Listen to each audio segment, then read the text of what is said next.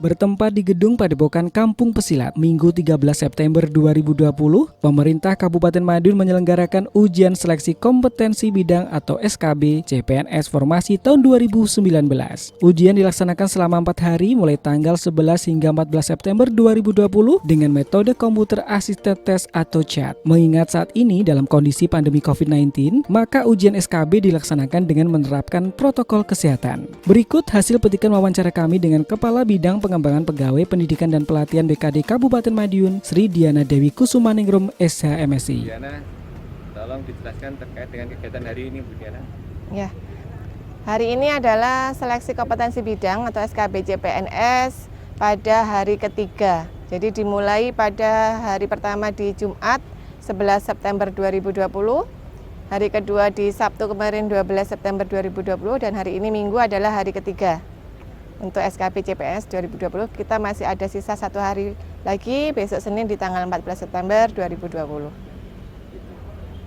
Kenapa Bu, ini kok dipilih Gedung Padepokan Kampung Pesilat dipilih untuk tempat tes SKB ini Bu? Oh ya, kemarin pertimbangan bagaimana kita bisa memilih Padepokan Kampung Pesilat ini sebagai lokasi SKB, jadi titik lokasi untuk pelaksanaan SKB CPNS dikarenakan ada pertimbangan satu, sesuai dengan surat edaran dari Panselnas dalam hal ini BKN bahwa pengantar peserta tidak diperbolehkan masuk di ruang atau di area ujian. Jadi karena kondisi Padepokan Kampung Pesilat yang sudah berpagar rapat keliling, itu menjadi alternatif utama bagaimana kita bisa menghalau para pengantar. Jadi bisa kita sterilkan bahwa yang masuk di sini itu adalah para peserta saja, keluarga, pengantar semua tidak boleh. Bahkan untuk panitia yang tidak menggunakan ID card panitia pun tidak akan bisa masuk. Yang kedua, area Padepokan ini sangat luas, jadi sirkulasi udara sangat bebas. Terus ruang-ruang juga langsung bersinggungan dengan area luar. Jadi untuk pertukaran udara dalam rangka pencegahan virus corona itu sangat bagus. Untuk peserta Bu, ada berapa yang mengikuti SKB tahun ini? Untuk total yang lolos SKD itu ada 732, namun yang melaksanakan SKB di Padepokan ini adalah 720 orang. Selebihnya yang 12 orang melaksanakan SKB di Tilok BKN se-Indonesia yang sudah ditentukan yang berdekatan dengan domisili masing-masing peserta. Jadi dengan adanya wabah COVID ini, Panselnas memfasilitasi mereka untuk bisa mengikuti ujian di domisili terdekat. Untuk SKB hari ini kan sudah hari ketiga Bu ya. Adakah dari peserta yang tidak mengikuti ujian? Yeah. Jadi dari rekapitulasi tim kami, untuk hari pertama kemarin ada 2 orang yang tidak bisa mengikuti. 1 karena meninggal dunia, 2 karena peserta tersebut ada halangan. Jadi pada saat sesinya dia tidak bisa hadir karena ada tugas lain, informasi yang disampaikan ke panitia. Adapun untuk hari Sabtu kemarin itu 1 orang, posisi dia domisili Saradan tapi saat ini tinggal di Sidoarjo karena sedang hamil muda. Jadi dia tidak bisa mengikuti kegiatan untuk ke luar kota. Untuk pelaksanaan SKB saat ini kan bersamaan dengan adanya pandemi COVID-19. Tentunya terdapat beberapa penyesuaian guna pencegahan penyebaran virus corona. Mohon dijelaskan Bu, kesiapannya panitia seperti apa? Ya, jadi sesuai dengan surat edaran dari Panselnas bahwa pelaksanaan SKB dengan CAT BKN harus menerapkan dengan ketat protokol pencegahan penanganan virus corona.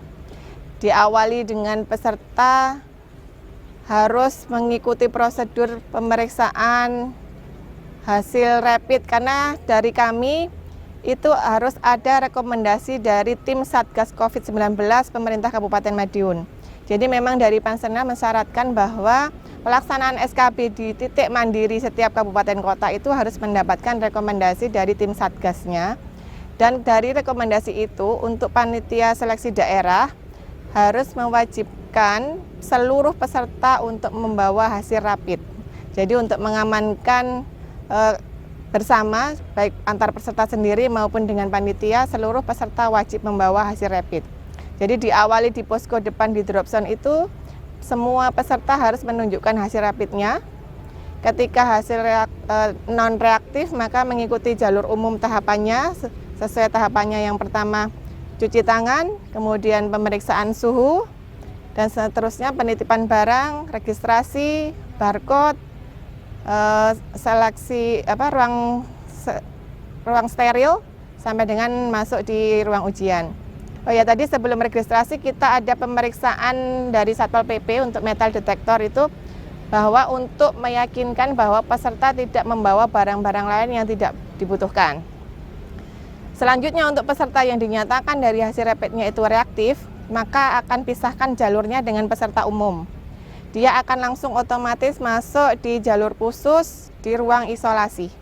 Jadi memang kami sediakan dengan skema bahwa peserta yang reaktif itu disendirikan dalam ruang isolasi, tentunya dengan fasilitas yang sudah sesuai yang distandarkan oleh Panselnas. Prosedurnya peserta tersebut tidak perlu mengikuti jalur umum dengan dia bergerak, tapi cukup panitia memfasilitasi dengan mendokumentasi atau memfoto kartu identitas dan kartu peserta agar peserta mendapatkan PIN untuk ujiannya. Setelah itu dia akan mendapatkan pengarahan secara khusus dari tim BKN. Selanjutnya sesuai jadwal dia bisa melaksanakan ujiannya. Termasuk di dalam tempat ujian sendiri tetap diterapkan physical distancing. Ya, tadi sudah saya jelaskan ketika sudah menunggu di ruang steril, maka peserta setelah itu masuk di ruang CAT BKN. Itu peserta wajib pertama adalah cuci tangan menggunakan hand sanitizer atau air mengalir, kami sudah sediakan di titik tersebut. Sebelum dia melaksanakan ujian menggunakan perangkat PC atau alat ujian yang disediakan, harus menggunakan sarung tangan.